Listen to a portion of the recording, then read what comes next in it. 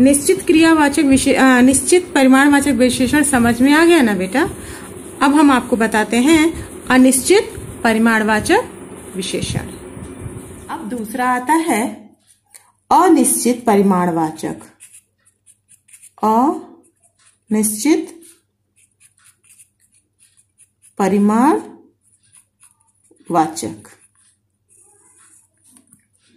विशेषण। पहला हो गया निश्चित परिमाणवाचक विशेषण और दूसरा हो गया अनिश्चित। सेम चीज है बेटा, यहाँ पे निश्चितता पता थी, यहाँ पे अनिश्चित है। हमें पता नहीं है कि हमें क्या लेना, मतलब ये तो पता है कि क्या लेना है, लेकिन उसमें कितनी मात्रा है ये नहीं पता। मुझे थोड़ा सा दूध दे दो, थोड़ा सा, ये नहीं पता, थोड़ा सा 1 गिलास है, 1 लोटा है, 1 बाल्टी, कितना है नहीं पता। मुझे थोड़ा सा, थोड़ी की क्वांटिटी नहीं पता है कि कितना है, नहीं पता ना बेटा। और हम इसको और कह सकते हैं कि जैसे आप कहते हैं ना थोड़ी सी नमकीन लाओ, थोड़ी सी नमकीन, थोड़ा सा कुछ नहीं, मुझे कुछ आम दे दो। कुछ में भी नहीं पता कि कितना, कुछ 1 2 3 4 नहीं पता, फिक्स नहीं पता ना बेटा। तो यहाँ पे क्या हो जाएगा अनिश्चित परिमाणवाचक, क्योंकि बिना नाप तौल के है। तो इसकी डिफिनेशन हम कैसे लिखेंगे? इसको लिखेंगे कि जिन विशेषण शब्दों से वस्तु की अनिश्चित जो निश्चित नहीं है, अनिश्चित मात्रा का बोध हो, बोध हो मतलब पता चले, बोध हो, उसे अनिश्चित परिमाणवाचक विशेषण कहते हैं। अनिश्चित परिमाणवाचक विशेषण कहते हैं। ठीक है बेटा, क्लियर हुआ? अनिश्चित में यहां पे क्या पता चल रहा है, इसके उदाहरण हम आपको बता दे रहे हैं। उदाहरण, इसका उदाहरण है कि दाल में कुछ गिर गया। कुछ का मतलब पता नहीं क्या और कितना। या फिर इसको हम लिख सकते हैं मुझे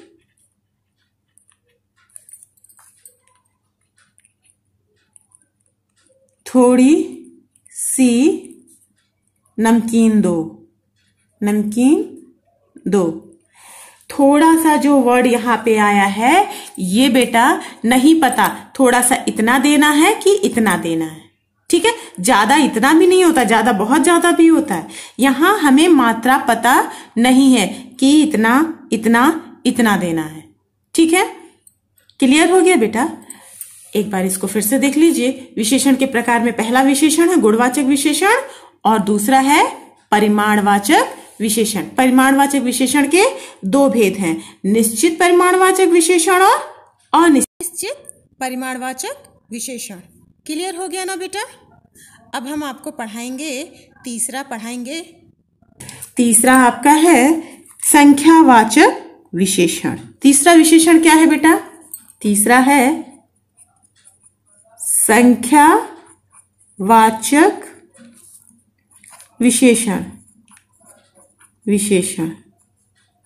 ठीक है, संख्यावाचक विशेषण का मतलब होता है बेटा कि जहां पे, जैसा कि मैंने कहा ना कि चीजें अपने नाम से ही आइडेंटिफाई होती हैं, ये अपने नाम से ही जानी जाती हैं। संख्या मतलब जहां बताई जा रही है कि काउंटिंग क्या है, जहां पे गिनती बताई जा रही है। संख्या का मतलब आपको भी पता है बेटा, गिनती। संख्या मीन्स गिनती, जहां पर गिनती बताई जा रही हो, संख्या की विशेषता बताई जा रही है। मेरे पास 4 पेन है, ठीक है, संख्या काउंटिंग बताई जा रही है। तो इसको हम कैसे लिख लेंगे बच्चों? इसको हम लिखेंगे कि जिन विशेषण शब्दों से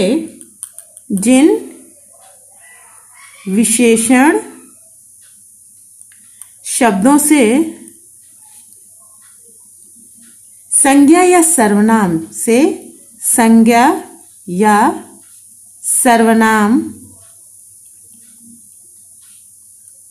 जिन विशेषण शब्दों से संज्ञा या सर्वनाम की संख्या का बोध होता है। किसका बोध होता है बेटा?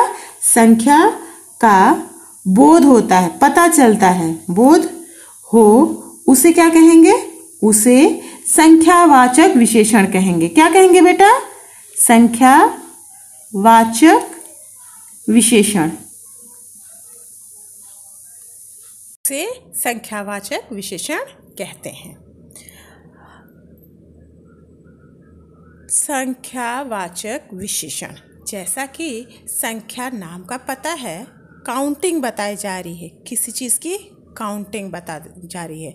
हम आपको एग्जाम्पल के थ्रू समझा दे रहे हैं, जैसे 2 गुना, 4 गुना, 5 गुना, 10 गुना, 2, 4, 6, 10, ऐसे करके जब हम किसी चीज़ को काउंट करते हैं तो वहाँ पे है संख्यावाचक विशेषण।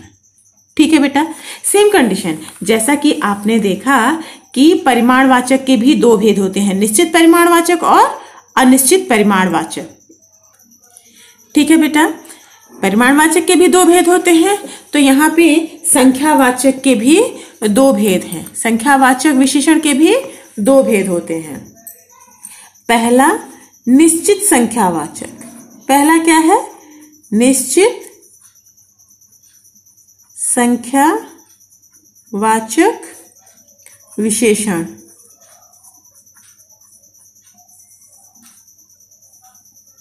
निश्चित संख्यावाचक विशेषण सेम जैसा कि आपने निश्चित परिमाणवाचक में आपने पढ़ा है, सेम वही चीज है बेटा, बस आपको क्लियर करना है, इसको समझना है अच्छे से कि जहां हमें निश्चित संख्या का पता हो वो निश्चित संख्यावाचक विशेषण कहलाते हैं।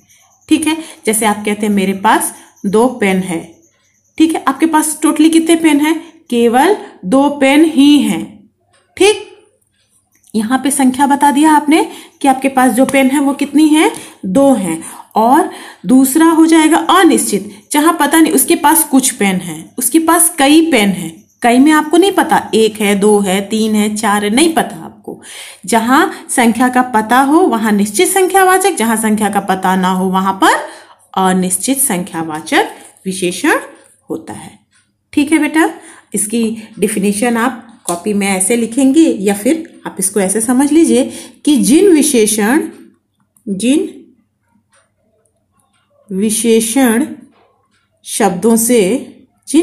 शब्दों से निश्चित संख्या का बोध होता है। कौन सी संख्या का बेटा? निश्चित संख्या का बोध हो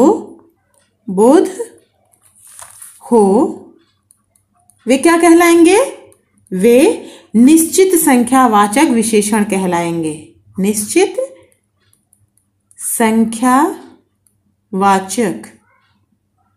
संख्यावाचक विशेषण कहलाते हैं।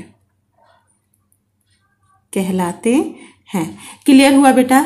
यहाँ पे निश्चित, जब हमें फिक्स काउंटिंग पता है कि गिनती हमें पता है, वहां पे क्या होता है बेटा? निश्चित संख्यावाचक विशेषण। संख्या का मतलब पता है और निश्चित का मतलब कि हाँ इसके पास 2, 3, 10, 12 जो भी हो, फिक्स काउंटिंग उसके पास हो, ये क्या कहलाता है? निश्चित संख्यावाचक विशेषण। जैसे आप इसको समझ सकते हैं, हमारे पास 4 पेन हैं। ठीक है, यहां पे 4 क्या है? संख्या है ना बेटा, गिनती है ना, तो यहां पे कितने पेन हैं बताए जा रहे हैं? 4 पेन हैं। ठीक है, यहां दूसरा एग्जाम्पल आप लिख सकते हैं, श्याम के पास 6 कारें हैं। कितनी कारें हैं उसके पास? 6। यहाँ पे गिनती बताई जा रही है। सेम कंडीशन बेटा, जैसा कि होता है निश्चित में संख्या पता चल गया, और इसका दूसरा पार्ट क्या है? अनिश्चित संख्यावाचक विशेषण। अनिश्चित संख्यावाचक विशेषण। अनिश्चित संख्यावाचक विशेषण। अनिश्चित। निश्चित का मतलब फिक्स है, अनिश्चित मतलब हमें कुछ भी पता नहीं है कि जो भी है वो कितना है। तो इसको हम कैसे डिफाइन कर सकते हैं? सेम कंडीशन जैसे जिन विशेषण शब्दों से निश्चित संख्या का बोध होता है, यहाँ पे क्या लिखेंगे कि जिन विशेषण शब्दों से निश्चित संख्या का बोध न हो।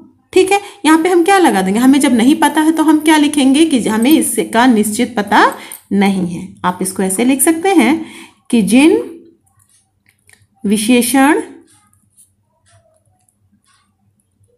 शब्दों से निश्चित संख्या का पता न हो वे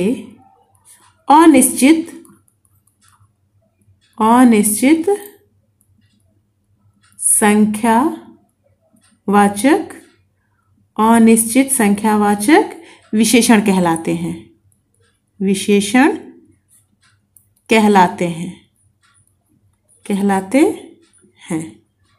ठीक है बेटा, क्लियर हो गया? यहाँ पे जस्ट लाइक एग्जाम्पल आप देख सकते हैं। यहाँ पे हमारे पास 4 पेन है, यहाँ पे हमने फिक्स काउंटिंग बताई है। यहाँ पे अगर आपको अगर एग्जाम्पल लिखना हो तो आप कैसे लिखेंगे? जैसे अगर आपको लिखना हो तो बेटा आप क्या लिखेंगे? हम लिखेंगे उसके पास कई पेन हैं। यहां जब कई शब्द का हमने प्रयोग किया है तो मुझे ये नहीं पता या आपको ये नहीं पता कि उसके पास कितने पेन हैं। कई पेन है, 1 2 3 4, हमें पता नहीं है कि कितने पेन है। ठीक है, दूसरा एग्जाम्पल आप लिख सकते हैं कि पार्क में कुछ बच्चे हैं। अब यहां पे जो कुछ शब्द इस्तेमाल हुआ है ये भी पता नहीं, 1 2 3 4 10 12, कुछ बच्चे हैं, बहुत ज्यादा नहीं है। कुछ बच्चों में काउंटिंग हमें नहीं पता। क्लियर हो गया बेटा? अनिश्चित संख्यावाचक। अब हम आगे बढ़े। विशेषण की विशेषता के विशेषण के प्रकार के कितने? पहला प्रकार है गुणवाचक विशेषण। पहला प्रकार क्या है? गुणवाचक विशेषण। दूसरा परिमाणवाचक विशेषण। परिमाणवाचक विशेषण के 2 भेद, निश्चित और अनिश्चित। उसके बाद तीसरा है संख्यावाचक विशेषण। संख्यावाचक विशेषण के भी 2 भेद हैं, निश्चित संख्यावाचक और अनिश्चित संख्यावाचक। अब हम इसका चौथा भेद लिखते हैं। चौथा भेद मतलब विशेषण के प्रकार में चौथा प्रकार है सार्वनामिक विशेषण। सार्वनामिक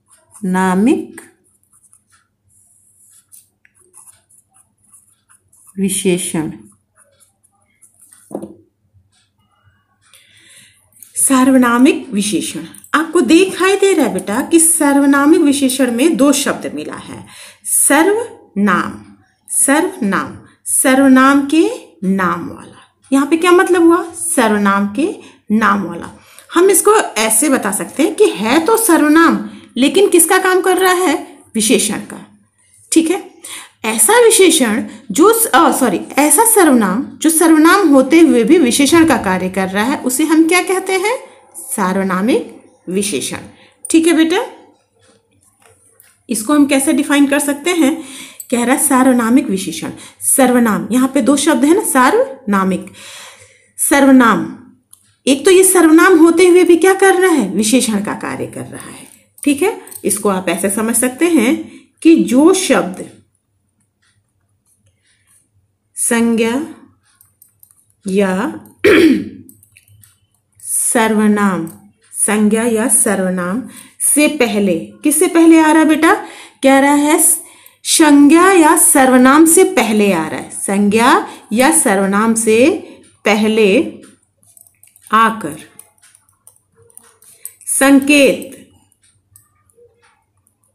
के द्वारा, संकेत द्वारा मतलब बताता है, संकेत द्वारा उसकी, मतलब संज्ञा और सर्वनाम से पहले आ रहा है और इशारे से क्या बता रहा है? उसकी विशेषता बता रहा है। उसकी विशेषता बतलाते हैं वे क्या कहलाएंगे बेटा? वे सार्वनामिक विशेषण, सार्वनामिक विशेषण कहे जाते हैं।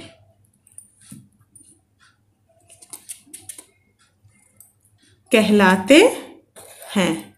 ठीक है बेटा, जैसा कि ये शब्द बता रहा है, क्या बता रहा है कि जो संज्ञा और सर्वनाम से किसके पहले आए हैं? संज्ञा सर्वनाम से पहले।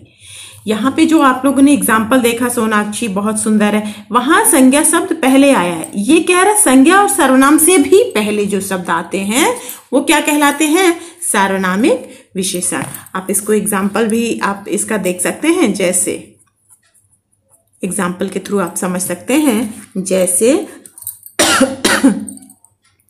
वे बच्चे पढ़ते हैं, पढ़ते हैं। वे बच्चे मतलब किसी की तरफ इशारा किया जा रहा है कि वे बच्चे पढ़ते हैं। इसलिए सार्वनामिक विशेषण को हम संकेतवाचक विशेषण के नाम से भी जानते हैं। किसके नाम से बेटा? संकेतवाचक विशेषण के नाम से भी हम इसे जानते हैं। ठीक है, अब एक बार फिर से आप इन सब चीजों को क्लियर कर लीजिए। सबसे पहला आपने क्या पढ़ा था? सबसे पहले आपने पढ़ा था विशेषण। ठीक है, विशेषण में इतने टॉपिक्स मैंने आपको इस टॉपिक तक क्लियर करा दिया है।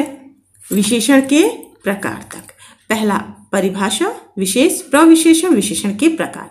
विशेषण किसे कहते हैं? क्लियर हो गया। विशेष से किसे कहते हैं? प्रविशेषण किसे कहते हैं? देन विशेषण के प्रकार, गुणवाचक, परिमाणवाचक, निश्चित परिमाणवाचक विशेषण। परिमाणवाचक के जो दो होते हैं, निश्चित परिमाणवाचक और अनिश्चित परिमाणवाचक। तीसरा विशेषण क्या है? संख्यावाचक विशेषण। संख्यावाचक के भी दो भेद होते हैं, निश्चित संख्यावाचक और अनिश्चित संख्यावाचक। और लास्ट क्या है बेटा? सार्वनामिक विशेषण। इतना क्लियर हो गया बेटा। अब हम अगला टॉपिक जो आपका है वो हम पढ़ने जा रहे हैं, परिमाणवाचक और संख्यावाचक विशेषण में क्या डिफरेंस है, क्या अंतर है, किसमें किसमें। क्योंकि इसमें भी संख्यावाचक में जब काउंटिंग बताई जाती है और इसमें परिमाणवाचक में क्या बताया जाता है? नापतोल। अब हम इन दोनों का अंतर समझने की कोशिश करेंगे। पहला क्या? संख्यावाचक में सबसे बड़ी बात कि जिसमें संख्या बताई जाती है वो संख्यावाचक। पहला डिफरेंस तो यही है कि संख्यावाचक में संख्या बताई जाती है और परिमाणवाचक में मापतोल संबंधी बताया जाता है। जैसे परिमाणवाचक में हमने कहा कि कुछ दूध लाओ। अब ये नहीं पता ग्लास में लाना, किस में लाना, कुछ दूध लाओ। लेकिन अगर हम इसमें पूछते हैं तो हम कहते हैं कि कुछ बच्चे खेल रहे हैं। तो दोनों में अंतर है ना बेटा। कुछ बच्चे, यहाँ पे बच्चों को काउंट किया जा सकता है लेकिन दूध को सिर्फ नाप और तौला ही जाता है। पहला डिफरेंस हो गया। पहला डिफरेंस क्या होगा कि जिन वस्तुओं को नाप तौल की जा सके। हम टॉपिक आपको बता देते हैं। यहाँ पे टॉपिक क्या होगा आप लिख सकते हैं, परिमाणवाचक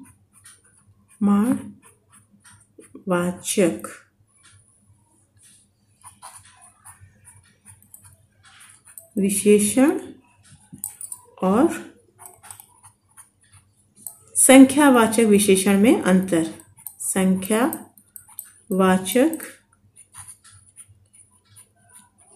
विशेषण में अंतर। ठीक है बेटा, ये हो गया आपका टॉपिक। किसमें? परिमाणवाचक विशेषण और संख्यावाचक विशेषण में क्या डिफरेंस है। ठीक है, मैंने आपको पहले बता दिया कि पहले में क्या लिखेंगे। पहले में आप काउंटिंग कर, पहले में आप नापतोल बताएंगे और दूसरे में क्या हो जाएगा? पहला हो जाएगा मापतोल। कुछ बच्चे कुछ दूध लाओ, कुछ बच्चे खेल रहे हैं। कुछ बच्चों को हम काउंट कर सकते हैं, गिन सकते हैं, और कुछ दूध लाओ, दूध को हम सिर्फ नाप तोल सकते हैं। पहला डिफरेंस हो गया। दूसरा डिफरेंस है परिमाणवाचक विशेषण के साथ बाद द्रव्य या पदार्थवाचक संज्ञा आती है। क्या आती है बेटा? द्रव्यवाचक या पदार्थवाचक संज्ञाएं आती हैं। कोई पदार्थ ही हो सकता है, कोई लिक्विड ही हो सकता है, या कुछ ऐसा हो सकता है जिसको हम गिन नहीं सकते, काउंट नहीं कर सकते। ठीक है, जैसे दूध हुआ, चीनी हुआ, चावल हुआ, तेल हुआ, दूध हुआ, कुछ भी हुआ, पानी हुआ, इन सब चीजों को जो द्रव्य हैं इन्हें सिर्फ हम क्या कर सकते हैं, नाप, कपड़े हुए, नाप तौल ही सकते हैं। नाप तौल सकते हैं बेटा, कपड़ों को नापा जा सकता है और बाकी सामानों को तौला जा सकता है। अंतर क्लियर हो गया। और लेकिन संख्यावाचक में क्या होता है, संख्यावाचक विशेषण के बाद जातिवाचक संज्ञा आती है। अब बेटा आप लोगों को मैंने संज्ञा चैप्टर में जातिवाचक और द्रव्यवाचक ये दोनों संज्ञाओं को इन दोनों संज्ञाओं को हमने पढ़ाया था। बेटा एक बात हमेशा ध्यान रखिए, हर दूसरा चैप्टर पहले चैप्टर से रिलेट रहता है। जब आप फर्स्ट चैप्टर पढ़े होंगे भाषा और व्याकरण, तब वो चैप्टर बार बार आएगा। इसलिए बेटा जो बीता हुआ चैप्टर है जिसको आप लोगों ने पढ़ लिया है, उसी चैप्टर को रिलेट करके ही अगला चैप्टर आता है। इसलिए हर चैप्टर को बच्चों बहुत ध्यान से पढ़ा करिए। आज आ गया यहाँ पे द्रव्यवाचक और जातिवाचक, ठीक है।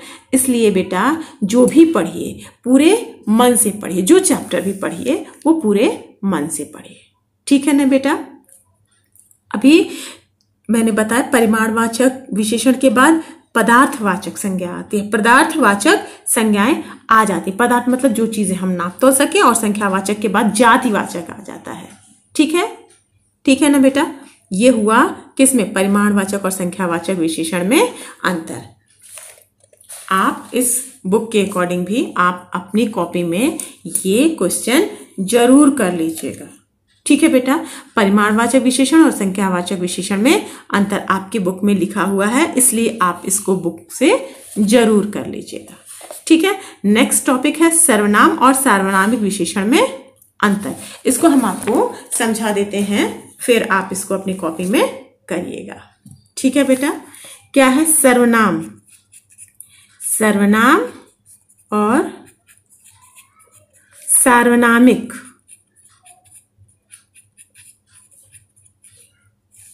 सार्वनामिक विशेषण में अंतर।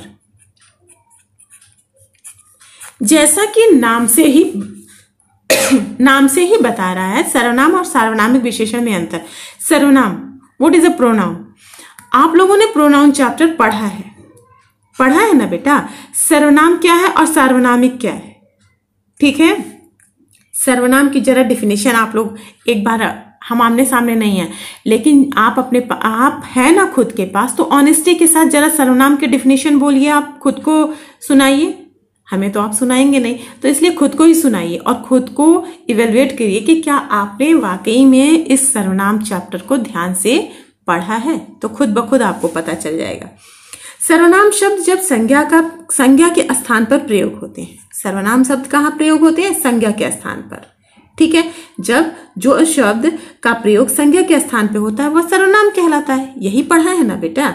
जैसे वह केरल गया, वह, आपको हम ऐसे समझा देते हैं। सर्वनाम शब्द संज्ञा शब्द के स्थान पर प्रयुक्त होते हैं। एग्जाम्पल के थ्रू आप देख सकते हैं कि वह केरल गया, वह केरल गया, ठीक है।